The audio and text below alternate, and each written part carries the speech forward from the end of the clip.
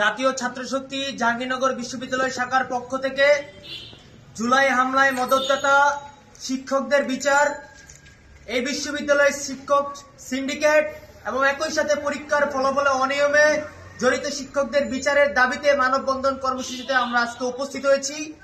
আপনারা জানেন, দিনের পর দিন, মাসের পর মাস ধরে আমরা বারবার এই বিশ্ববিদ্যালয় প্রশাসনের কাছে দাবি জানিয়েছি। আমরা বিশ্ববিদ্যালয় প্রশাসনের কাছে স্মারকলিপি দিয়েছি, বারবার তাদের কাছে দাবি জানিয়েছি এই শিক্ষকদের বিচার করার জন্য। কিন্তু আমরা দেখছি এই বিশ্ববিদ্যালয় প্রশাসন নানান সময়ে তালবাহানা করছে, গড়িমসি করছে, আমাদেরকে আশ্বাস দিচ্ছে তদন্ত কমিটি হচ্ছে, অধিকতর তদন্ত কমিটি হচ্ছে, কিন্তু বিশ্ববিদ্যালয় প্রশাসন এই কুলাঙ্গার শিক্ষকদের বিচার নিশ্চিত করছে না। আমরা মনে করছি এই শিক্ষকদের বিচার না হওয়ার পিছনে জড়িত রয়েছে আওয়ামীপন্থী সিন্ডিকেট।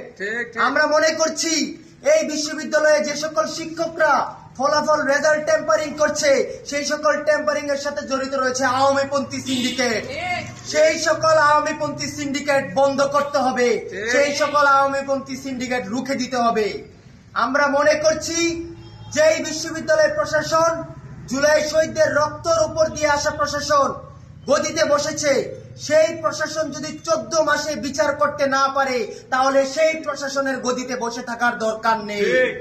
নুরুল আলমের প্রশাসন যেভাবে বিদায় নিয়েছিল, আপনাদেরকেও কিন্তু ট্রেনে হিচড়ে নামাতে বাধ্য হব যদি আপনারা এই সকল শিক্ষকদের বিচার না করেন। আমরা জাহাঙ্গীরনগর বিশ্ববিদ্যালয়ে দেখেছি শিক্ষকরা শিক্ষকদের বিচার করতে চায় না। শেষমেশ সকল শিক্ষার্থীদেরকেই তাদের উপরেই দোষারোপ করা হয়, তাদের উপরেই দায় দেওয়া হয়। আর শেষমেশ আমরা দেখি অরুণাপল্লীতে গিয়ে শিক্ষকরা শিক্ষকদের সাথে আঘাত করে, তারা নেগোসিয়েশন চালায়, তার মধ্যে দিয়ে এই বিশ্ববিদ্যালয়ের শিক্ষকদের আজীবন বিচার হয় না।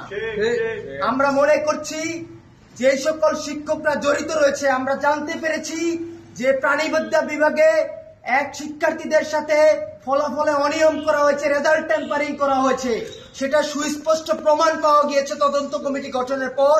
অভিযোগ আসার পরে সেই শিক্ষকের বিরুদ্ধে এখনো ব্যবস্থা নেওয়া হয় নাই। আমরা দেখেছি যে আইআর ডিপার্টমেন্টে যে শিক্ষার্থীদের যে ফলাফল অনিয়মে, রাজনৈতিক প্রতিহিংসার জেরে ফলাফল অনিয়মে জড়িত, সেই শিক্ষকদের বিরুদ্ধে ব্যবস্থা নেওয়া হয় নাই। আমরা এটাও জানতে পেরেছি যে জার্নালিজম বিভাগের যে সকল সাংবাদিক রয়েছে ক্যাম্পাসের, সেই সাংবাদিকরাও কিন্তু যে ফলাফল অনিয়মের সেই আক্রোশের শিকার হচ্ছে শিক্ষকদের কাছ থেকে। তারা ক্যাম্পাসে সাংবাদিকতা করে বলে, সেই বলেই কিন্তু এই সকল শিক্ষার্থীদেরকেও তারা কিন্তু নানানভাবে রেজাল্টে হেনস্থার শিকার হচ্ছে। আমরা দেখেছি যে ল ডিপার্টমেন্টে পুরো 49 ব্যাচের শিক্ষার্থীদের সকলের রেজাল্ট চেক করার পর তাদের সকলের ফলাফল চেঞ্জ আসছে।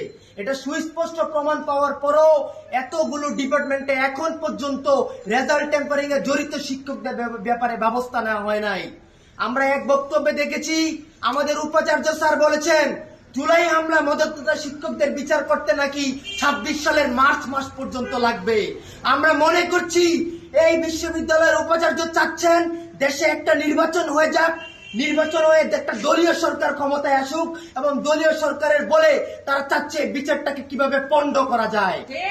আমরা মনে করছি এই কামরুল হাসান স্যার নুরুল আলমের প্রশাসনের মতোই আচরণ করছে। তাই স্যারকে সাবধান করে দিতে চাই, ভুলে যাবেন না চেয়ারে বসেছেন, আপনি ভুলে যাবেন না আপনি নেগোসিয়েশন করে আওয়ামীপন্থী শিক্ষকদের বাঁচাতে পারবেন না।